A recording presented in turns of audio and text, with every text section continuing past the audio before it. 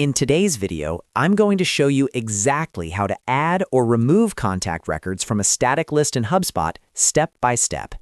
If you're managing email campaigns, segmenting contacts, or organizing your CRM, knowing how to properly update static lists is essential. Static lists don't update automatically like active lists, so you have full control over who gets added or removed. That's exactly what we'll cover in this tutorial. Make sure to watch until the end so you don't miss any important details.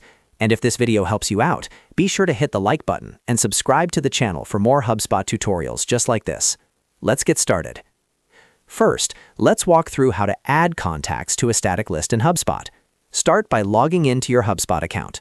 Once you're inside the dashboard, go to the top navigation menu and click on Contacts. From the dropdown, select Lists. This will take you to your lists dashboard, where you can see all of your active and static lists. Next, locate the static list that you want to update. You can use the search bar if you have a lot of lists. Click on the name of the static list to open it.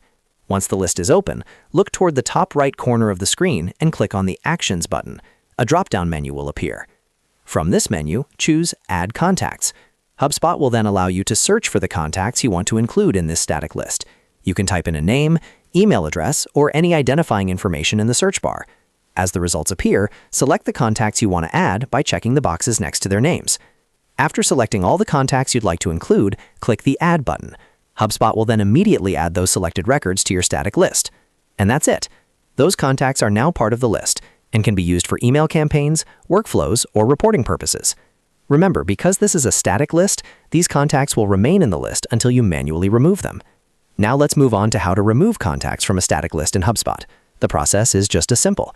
Again, start by navigating to Contacts in the top menu and clicking on Lists. Open the static list that you want to edit.